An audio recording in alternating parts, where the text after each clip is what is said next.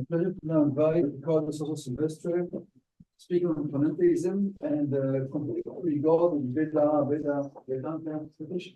Please.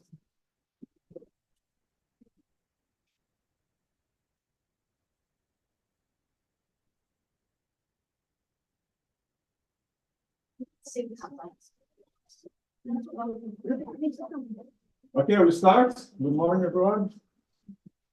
So Shivananda is distributing a handout.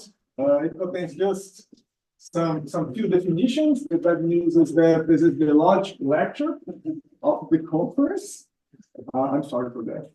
Well, so let me start. So basically, the purpose of my talk is to address the concept of God found in the Vedānta tradition associated with the 16th century theologian Bhedābheda, within two contemporary philosophical debates. First, the issue of properly characterizing Panentheism, and also the debate on what I call the contradictory God thesis. So first, the talk is part of a broader endeavor which aims at reconstructing Jiva's concept of God, which is a main goal of our project. Part of the result appeared in a chapter of our recently published book on understanding the concept of God. But in this talk, I will specifically address a certain understanding of Jiva's theology, which I think is standard, which seems to entail a contradictory view of God. So my contribution, in a very important sense, will be foundational or preliminary, as it deals basically with the philosophical tenability of such a reconstruction of Jiva's concept of God. Second, my analysis will also be preliminary in terms of its connection with Panentheism, although one of my goals is to propose a contradictory account of Panentheism based on Jiva's Bhedābheda theology. I will focus mostly, again, on the philosophical tenability of such a proposal. And third, to undertake this foundational analysis. What happened? I'm sorry.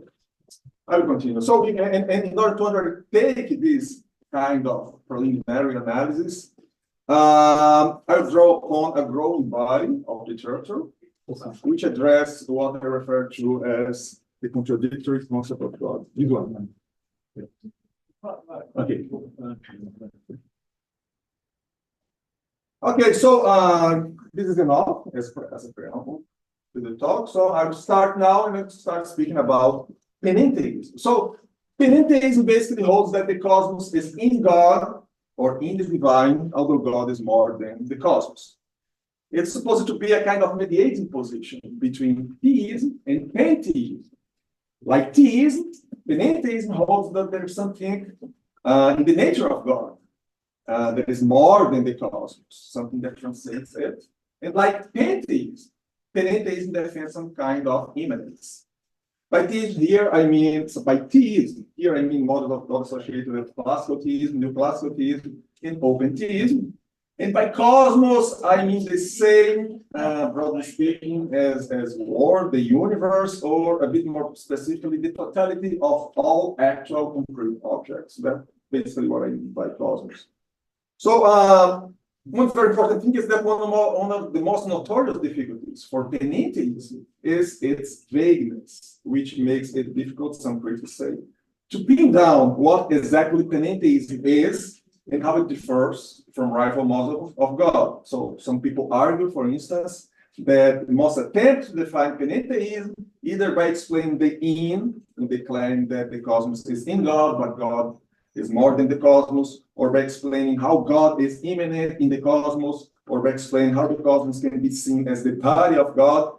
Some people claim that these definitions are also applicable to known forms of theism. Even attempts to demarcate Panentheism from pantheism, such as Philip Clayton's, for instance, might be seen as unsuccessful. Although these criticisms, of course, can be questioned, it is indisputable that the issue of properly characterizing Panentheism is very controversial, so much so that it is often described as one of the main themes of contemporary philosophical research on Panentheism.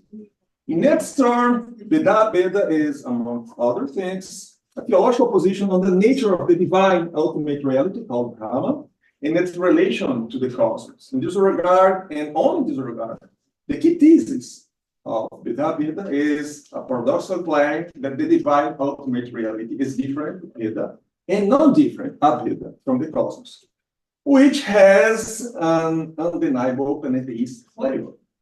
While the claim that the divine is different from the cosmos takes transcendence into account, bringing it closer to theism, the claim that it is not different from the cosmos takes immanence into account, bringing it closer to pantheism. A very interesting thing is that while almost Bhedābheda Vedanta thinkers attempt to rationalize its key claim, asserting, for instance, that Brahma is different from the cosmos in one sense and not different from Brahma in another sense, according to what seems to be a common interpretation, Jiva Goswami accepts the paradox, adding that it is inconceivable, achintya. Furthermore, Jiva assigns a very strong personal character to the ultimate reality, allowing us to say that his concept of Brahma is basically a concept of God. Thus, Jiva defends that God is, in the same relevant sense, different and not different from the cosmos. This might be philosophically relevant. For instance, if you defend Panentheism as the thesis, that's a kind of proposal for the concept of Panentheism. So if you define Panentheism as the thesis that God is different from the cosmos and in the same relevant sense, not different from the cosmos, Panentheism is trivially and undeniably distinguished from both theism and pantheism. So this is a kind of first possible application of Jiva's action that Vedānta to contemporary philosophy of religion, to serve as a kind of model to account, to serve as a model for an account of panentheism which does not face the above-mentioned definition of problems. But of course, things cannot be that easy. Jiva's concept of God, as well as its corresponding concept of cosmos, are contradictory, right? So traditionally, the status of contradictory concepts is not very positive. From a pragmatic point of view, for instance, contradictory concepts of God are unfruitful. From an epistemic point of view, they are irrational. And that will be my emphasis. From a philosophical point of view, they are untenable. And all this, of course, has to do with the law of contradiction. So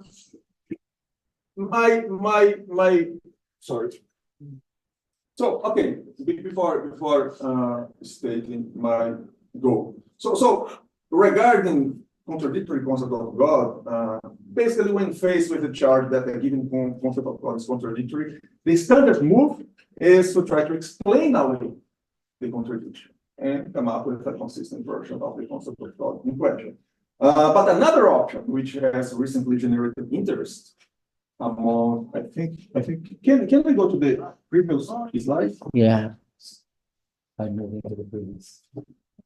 Yeah. So, is the previous one? That one? The next one. But I That don't one? think it's Okay, this one. like. Okay, this one, I'm sorry for that.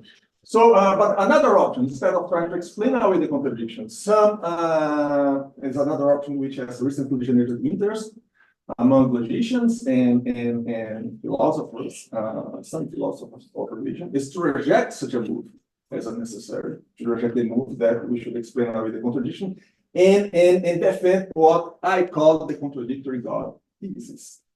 So, and this move has partially to do with the contemporary advance of dialecticism and paraconsistent logic. So, dialecticism is basically the claim that there are true contradictions, or there are dialecteias, which is a sentence which is true, and whose negation is also true. Some people also call that gluts. So, another terminology is glut theoretic approaches. Anyway, in its weakest form, the contradictory God thesis is basically the claim that a given contradictory concept of God is philosophically tenable. We can understand it in different ways, but I will take it that way. And of course, a standard move among the defenders of the contradictory God thesis is to reject the law of no contradiction. This is relevant to me because it provides me a framework within which I can analyze the tenability of this contradictory account of Jiva's concept of God, and also the tenability of this proposed definition of panentheism. It's a contradictory definition. This also allows me to perhaps show another application of Jiva's Bhedābheda to the philosophy of religion. From a simple and hopefully reasonable reconstruction of Jiva's Achinta Bhedābheda, I will present what might be the most reasonable move or the most reasonable defense to the charge that the given concept of God is philosophically untenable. So I try to show that there's some valuable insight in Jiva. So here's my plan for the talk. First, I will say some few more words about Jiva's Achinta Bhedābheda. After that, I'll make some few comments about concepts, contradictions, and the law of contradictions. So you have some definitions in your handout. So after that, I will try to give a kind of reconstructions why contradictory concepts are problematic. And also I will speak a bit about the moves available to the defender of the contradictory hypothesis. And at the end, I will get back to Jiva and present what might be seen as a defense. I argue that it's the best one, but anyway, a defense against the charge that contradictory concepts of God are philosophical. And at the conclusion, I will go back to Panentheism and say some few words about this proposed contradictory definition of Panentheism. So let me speak a bit about Jiva. I'll try to be quick here. So I have here two quotations. My main point here is just to show that this interpretation seems to be the standard. The idea that the way Jiva sees Bhedābheda is really contradictory. That he sees that the God and the cosmos are different and non-different in the same sense. So for instance, Ravi Gupta says that Jiva Bhedābheda is itself one, a result of giving equal weight to the contradictory descriptions about the nature of Brahma found in the scriptures, and two, taking them in their direct sense. In his turn, O.B.F. Kapoor explicitly acknowledges the notions of identity, non-difference, and difference present in Jiva's Bhedābheda. He sees that as contradictory.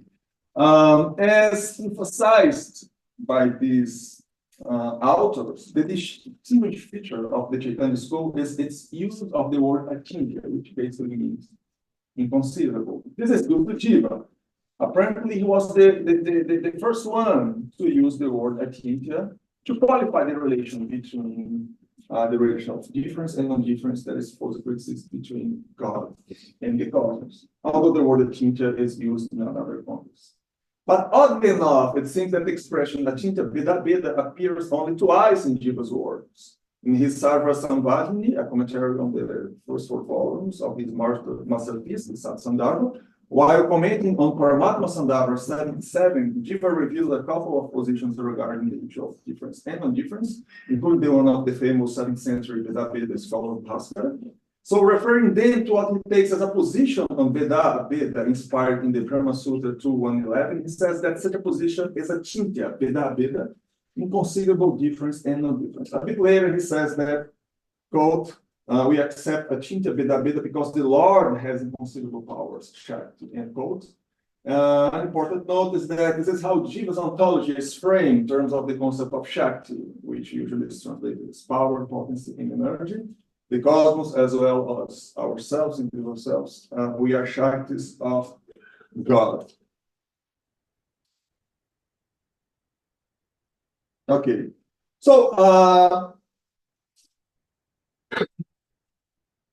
sorry. So despite so few references to the expression achintya Bhedābheda in Jiva's work, there is some consensus among commentators about the role of the word achintya in this doctrine. First, it seems to be standard to understand Jiva's use of the word achintya according to what seems to be its standard meaning, which is inconceivable, something that surpasses thought. Second, it is usually thought that accepting both difference and non-difference at face value and taking their conjunction as inconceivable somehow reconciles and synthesizes the two main conflict Vedanta positions on the result between Brahma and the cosmos. It's kind of odd because people, they don't seem to bother that it's a contradiction. I mean, it synthesizes two positions, yeah, that's good, but it is a contradiction, and they seem to see no problem in that. Anyway, I really hope they can say something about that or if I'm wrong. And third, which I think is true, this comes at a cost, which is the obvious result of qualifying anything as inconceivable. And here I have a quote by Andrew Nicholson that I think states quite nicely that. At the same point that he admits that Jiva's use of the notion of achintya might be seen as reconciling the apparently contradictory notions, as he calls it, of difference and non-difference between God and the cosmos. He also says that the use of achintya has led philosophers to accuse Bhedābheda Vedantins of being irrational. So that's the standard view when we come to contradictions, right? That's why, I mean, the whole field of contemporary philosophy and even from a historical point of view, people try to avoid contradictions. That's the most standard way to show that a concept or position is flawed, show that it is contradictory. But here we have one thing that is seen as a kind of solution, which is contradictory. And this accusation, of course, that the Bhedābheda position is irrational, has to do with both its Bhedābheda claim and its achintya claim, but also with the supposed fact that it disrespects the law of non-contradiction. For instance, while commenting on the distinctions between achintya and anivachaniya, indescribable as it's used in Advaita Vedanta, Kapoor says that the concept of achintya in his words ignores the law of non-contradiction. Is there. I will try to show in section 5 very soon that this is not necessarily true. Basically, I will show a way to see Jiva in which we do accept the law. And this is a kind of new move to the defender of the contradictory God thesis.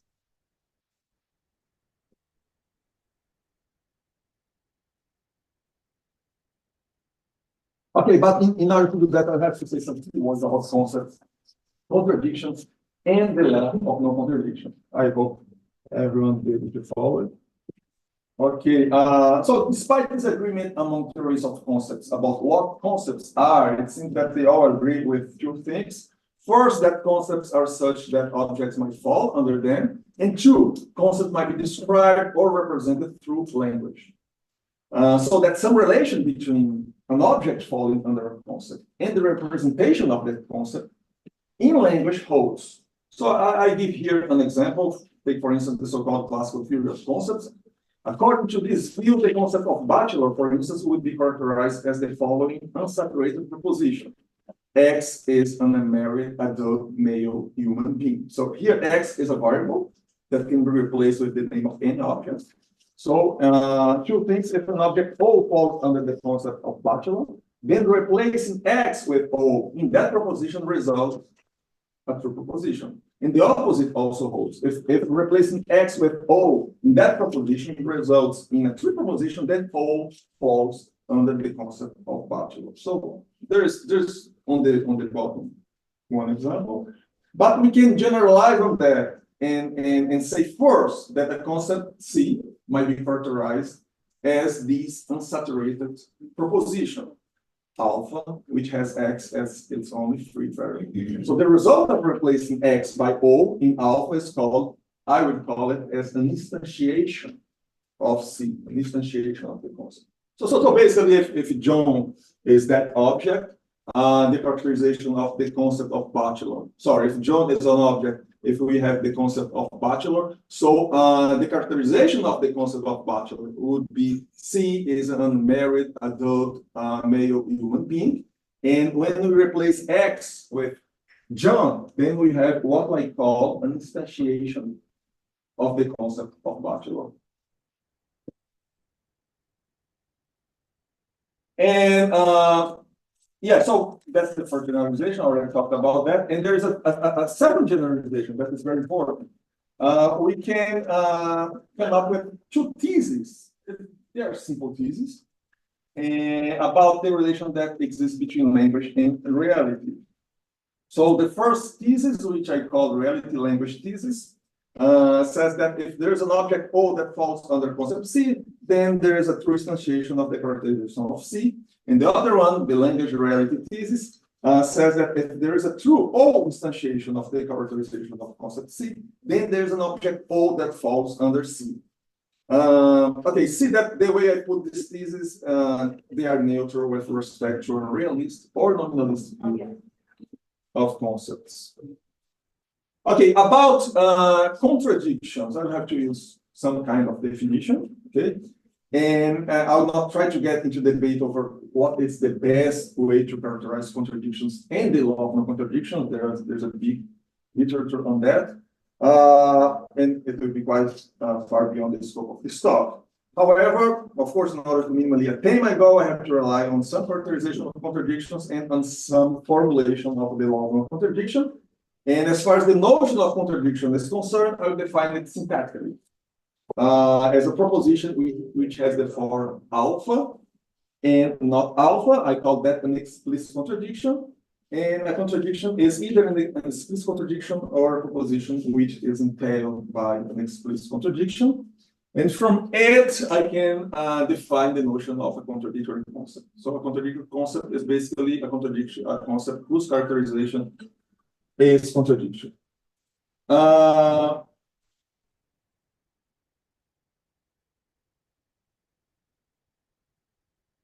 So, okay, as far as the law of non-contradiction is concerned, I would consider three formulations: a semantic formulation, a syntactic formulation, two semantic formulation, and an inferential formulation. I call them weak law of non-contradiction, strong law of non-contradiction, and the principle of explosion. So the weak law of non-contradiction basically says that there are no contradictions.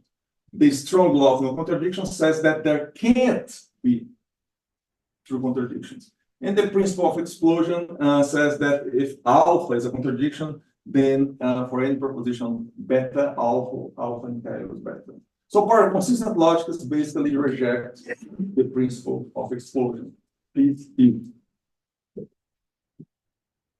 Okay, so I'll try to say very, very briefly why contradictions are problematic, taking into account those three versions of the law of non-contradiction.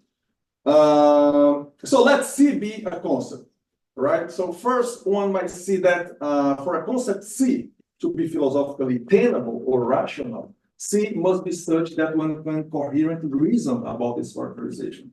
Reasoning about a given proposition, alpha requires being able to distinguish between propositions that follow from alpha from those that do not, and identify propositions that are not or cannot be true in the case alpha is true. And all this is undoable if we accept PE. So that's why, according to PE, contradictory concepts are philosophically untenable.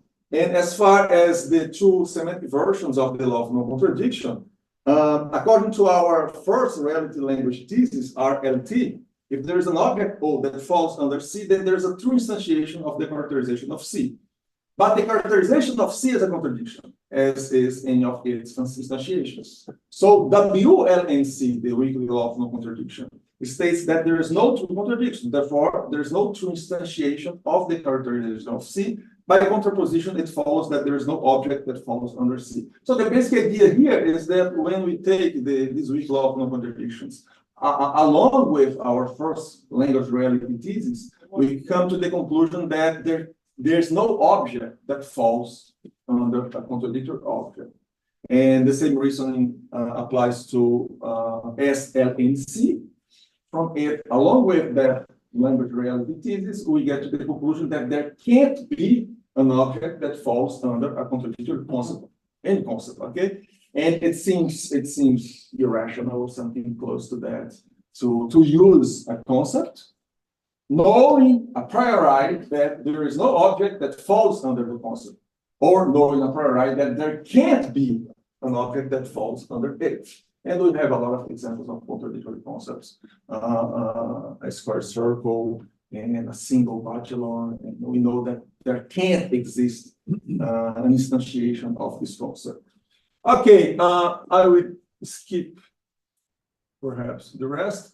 Yeah, so as far as the defenders of the so-called contradictory God thesis, as I said, they basically reject the law of non-contradiction. So there are three moves, okay, that perhaps are available. The first one, I think, I would say it is okay to reject the principle of explosion. Of course, we can question this also. But if we consider that nowadays we have like coherent logical systems, which are more consistent logical systems, that they allow one to reason about contradictory theories, contradictory propositions, so on and so forth. I don't see M1 as problematic, just to reject the principle of explosion. However, M2 and M3, they are quite problematic. Basically, if we reject W, L, and C with regard just to concepts of God, we reach the conclusion that there is God, that God exists. Because if we say that it is false, that there is no true contradiction, we are saying that there is at least one true contradiction. And if you are doing that in the context of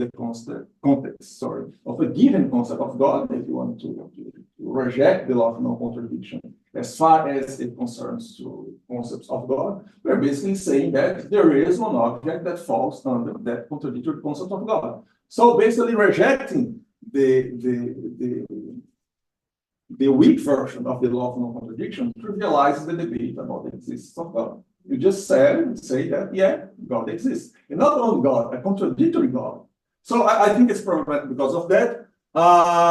In order to go with M3, I won't elaborate much on that, but in order to reject the strong law of non-contradiction, in order to use move 3 and 3, one has to argue against the thesis that knowing a priori that there is no object that falls under concept C is enough to reject C as philosophically untenable.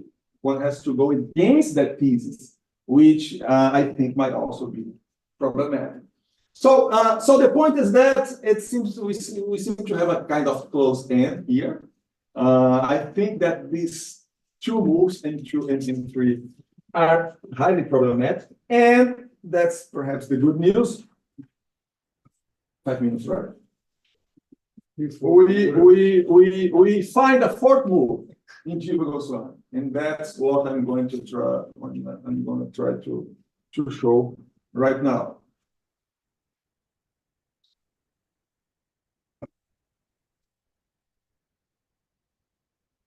Okay, traditionally, contradictions are seen as inconceivable, right? It is inconceivable or beyond thought that a contradictory proposition is true.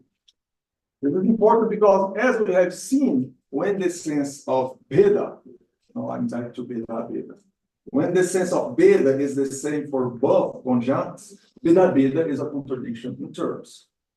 Thus, from the standpoint of this traditional view on the relation between contradiction and conceivability, the inconceivability of Bhedābheda is implied by the fact that Bhedābheda is a contradiction. So if you accept this relation between conceivability and contradiction, when you state this Bhedābheda claim, you're already saying that it is inconceivable. So without intending to exegete Jiva's Satsandhara, nor trying to explain the psychological process behind Jiva's creative work, I will ask the following counterfactual question, which is at the heart of my reconstruction. The question is, supposing that Jiva was minimally aware of this relation between inconceivability and contradiction, I'm not saying that he wasn't, because probably he didn't have those concepts, but if he was minimally aware, why would he waste time stressing the obvious and redundantly saying that Bhedābheda is a chintya? Because if Bhedābheda is a contradiction, if this relation holds, by saying that it is contradiction, I'm already saying that it is inconceivable. So why do you do that, to state the obvious? It seems to me that the most plausible answer is that by doing that, Jiva wanted to point out that he was talking about an actual contradiction, not an apparent contradiction. Because an apparent contradiction might be resolved by some semantical maneuver. Actual contradictions are inconceivable, while apparent contradictions are not. Also, in opposition to apparent contradictions, actual contradictions are subject to the law of non-contradiction. So, restricting ourselves to S, L, and C only, the strong version of the law of non-contradiction, If it does make sense to say that by redundantly qualifying Bhedābheda as a thinker, Jiva is making sure that he's talking about an actual contradiction in opposition to an apparent contradiction, perhaps it also makes sense to say that Jiva is assuming, at least implicitly, the truth of the law of non-contradiction. So that's how I disagree with Kapoor. And this has consequences. The first consequence is this. So the characterization of Jiva's concept of God is contradictory.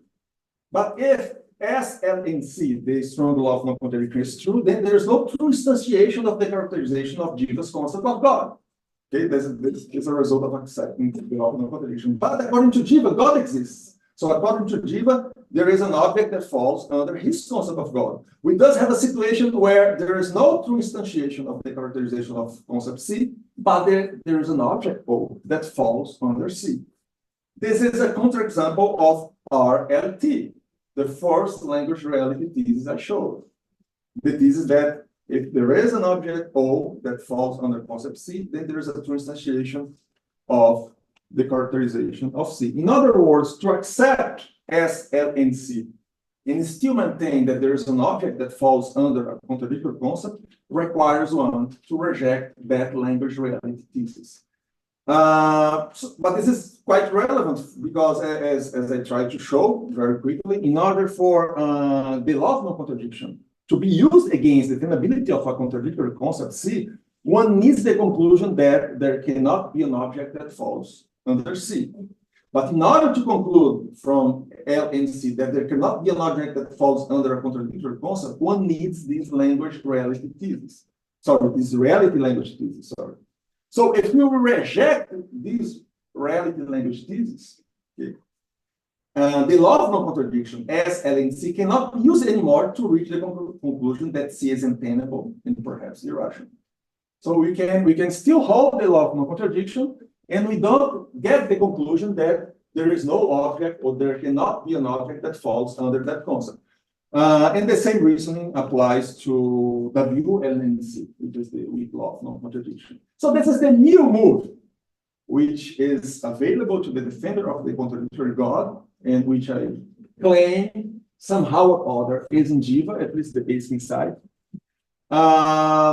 which is not entirely new. For instance, Wittgenstein's famous criticism against the feasibility of successfully defining the concept of gay might, in some sense, be seen as an attempt to refute that reality language thesis. Of course, it doesn't use the terms. So this is basically the contribution we get, or we might get, from Jiva's Achinta Bhedābheda to the philosophical debate on the contradictory God thesis. A new move, which perhaps is better than the other ones. I do claim it is.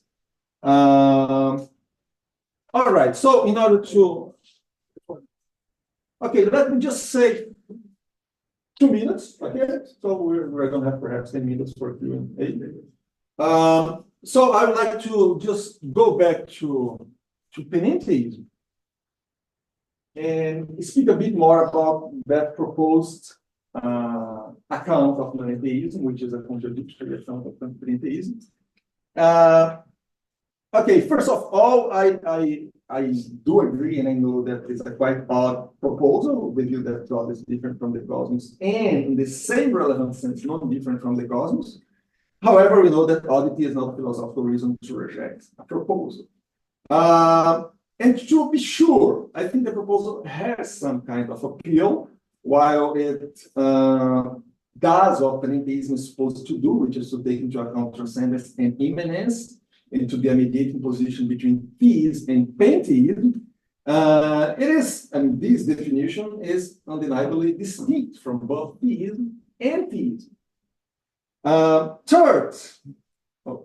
Second, so despite the traditional view of rejecting contradictory concepts as philosophically untenable, the defense I presented here, which is M1 plus M4, so basically the whole proposal is to reject PE, the principle of explosion, and accept a kind of paraconsistent thesis according to which the logic behind the concept of God is paraconsistent. The second part of the proposal is to reject RLT, this reality language thesis, and keep the two versions of the law of non-contradiction, both the strong law of non-contradiction and the weak law of non-contradiction. And I think it has some value. So first of all, the results in the field of pure consistent logic, as I said, might be a good reason to reject the principle of explosion. And moreover, because SLNC and WLNC, the two versions of the law of non-contradiction, they still hold many classical forms of reasoning are still possible. For instance, traditional argumentation within theist, pantheist, and traditional panentheist frameworks are still sound and perhaps justifiable. But still, because, and that's the drawback, because SLNC and WLNC are valid, this panentheist thesis is a priori false. It is a priori false thesis. As bizarre as it might seem, this not perhaps preclude one to defend it. For we should remember, first, we should understand it within a context where RLNT does not hold for a given concept of God. And as I already mentioned, within this context, it doesn't follow that there is not or there cannot be an object that falls under such a panentheistic concept of God. And finally, following what seems to be one of the reasons why that Jiva gives to accept the Chinta Bhedābheda, one might, because those two versions of the law of non-contradiction still hold, we can still perhaps use arguments in favor of both theism and pantheism to defend this contradictory panentheistic thesis. And also because the second reality language thesis still holds. The language reality, one that says that from a given concept we can get to the truth of the characterization of the concept. So since this thesis still holds, the truth of the theistic thesis it still entails that there is an object that is different from the cosmos, and the truth of the pantheistic thesis still entails that there is an object which is not different from the cosmos. So and if we have arguments from both sides, both arguments from theism and in favor of theism, and arguments in favor of pantheism. Okay, at the end of the day, these arguments can be used to defend this contradictory thesis, but not perhaps on the level of language, but on the level of objects that fall under concepts. Okay, finally, if anything, this is a prescriptive account of panentheism. We should not expect that non-panentheist models of God fit it. And my last sentence. Of course, this point does not support conclusively the acceptance of this contradictory account of panentheism. To be honest, I myself am quite skeptical about it. Nevertheless, it seems to me that these points perhaps do justify giving serious consideration to these odd proposals, which in some sense is found in Jiva's Bhedābheda. So that's it. Thank you.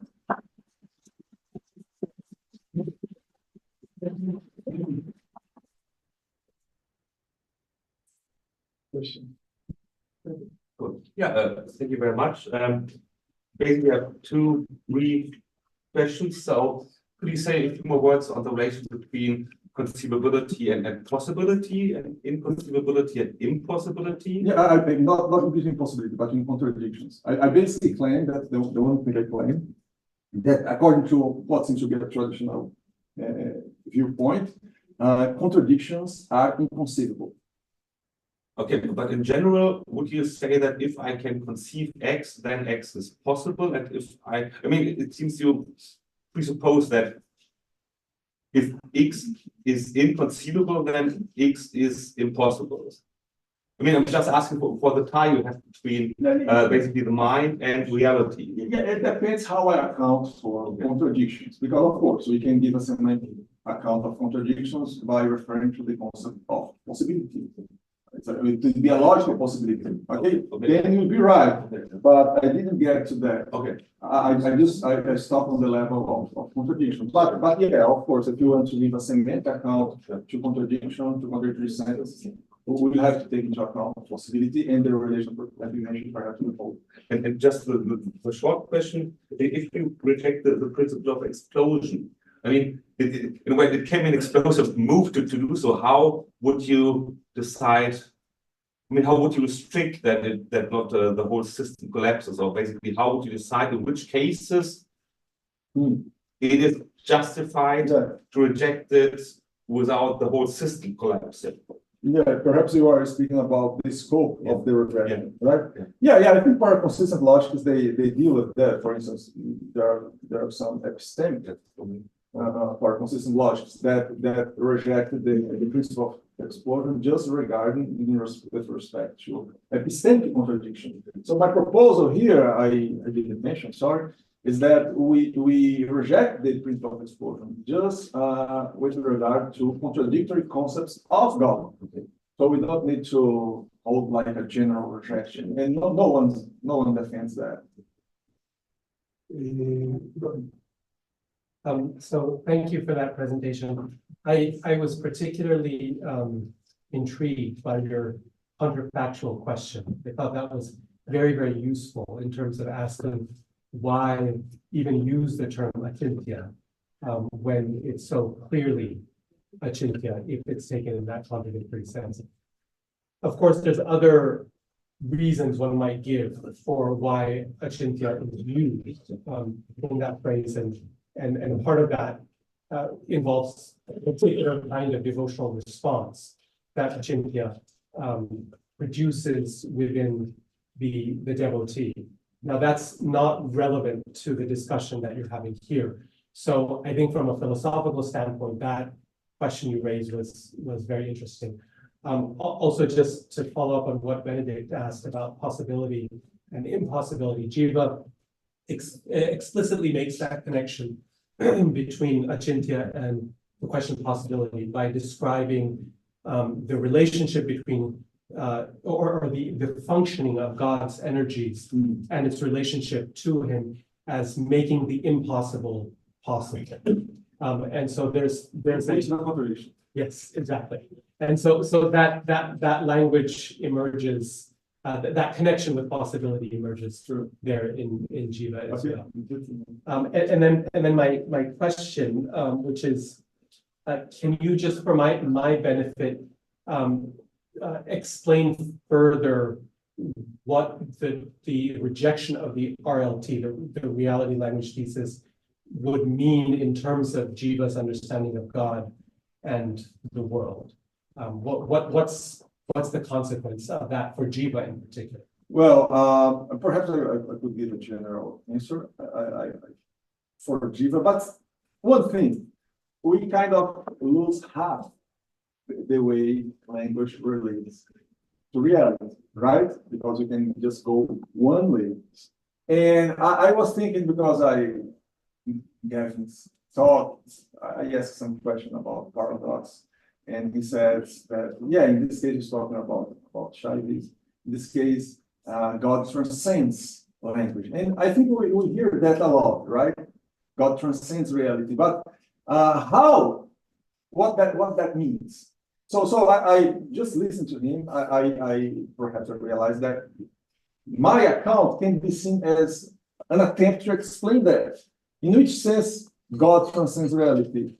One way, I'm not saying that it's the only way, even the best way, but perhaps one way to account for that. So God transcends reality because we lose, if you want to keep those versions of the law of contradiction. So there are a lot of constraints here. But one answer is that God transcends reality because in order to account for a specific theology or a specific view of God, we have to reject this one way that we relate language with reality. So, this is not about you. That's helpful. Thank you.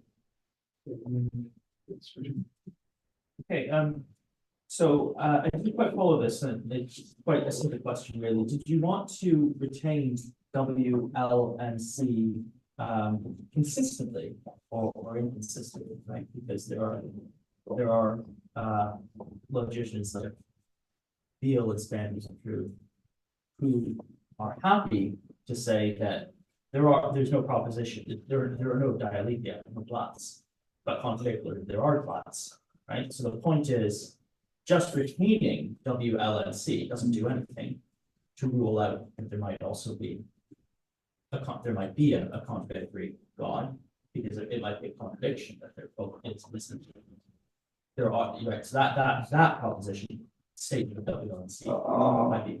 So what you'd actually need to do is just keep W, L, and C outside of the scope of your rejection of principle of explosion. So it's still explosive, right? So if it's still explosive, then it actually has the force of. you are saying that in order to reject the principle of explosion, I have to reject also L and C? Is that what you mean? No, in order for the rejection of W, L, and C to actually be effective, you need to accept explosion applied to it, right? So it's an explosive statement that if you were also to contradict it, then everything. Oh, no, there are more consistent logic systems that you reject the principle of explosion and don't reject the law of non-contradiction. You can do that. Yeah. You can do that. Yeah, exactly. So it's not that I don't see it as a problem. I don't see it as a problem that we reject PE and retain L and C. I'm sorry, perhaps I'm not understanding. Yeah, I was just asking what was that what you were doing, because I hadn't followed. Yes, to retain those Yeah. two versions of the law of non-contradiction, Yeah. to reject the principle of explosion. Yeah, so when you say that you retain W, L, and C, do you mean, like, speaking normally, setting aside contradictions, that there aren't any true contradictions? Yes, There aren't, okay. yeah. So it is an explosive sentence. It's an explosive sentence. We can Yeah. talk about this after. Yeah, if you can use the term Yeah. explosion, it is. Yeah, so thanks very much for the talk, Ricardo. At one point, it seems so. I think I buy you. I really do think that overall the rejection of RLT seems nicer than having to go in for the rejection of the law. So it seems like a better solution. But one of the early suggested sort of arguments you gave for why your solution is better is that you're not under pressure to appeal to the actual existence of God, right? To get there. And so, but I was thinking, like, doesn't Beale avoid that too? Because he can just say, like, well, like the liar proposition is a proposition that is true and not true, or however you want to say that, right? So then he has like independent ground for denying.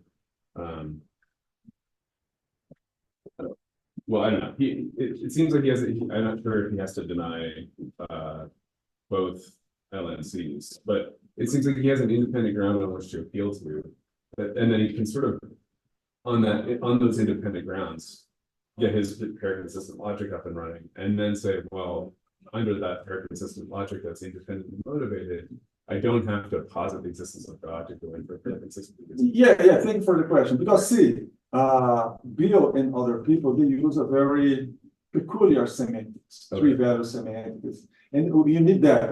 It's a semantic that has, for instance, three values, true, false, Right. and there are four valid semantics. Anyway, but here I'm supposing ambivalent semantics, and this account of concepts I'm using is pretty classical. The account of concepts is pretty classical. I use contraposition, I use double O of negation. So and I mentioned that in the paper. And why I do that? Because this is the kind of logical framework that philosophers of religion use. Yes. They are pretty much classical. So because if we start using like non-classical tools, we can do whatever you want, really. We can do whatever we want. But and this is a very simple account of concepts also, which I think is pretty much general in the sense that many theories of concepts accept them, right? But the framework of this account is really classical. It's really classical. Okay. So that's why you don't have, like, for instance, if we reject the law of non-contradiction in some of those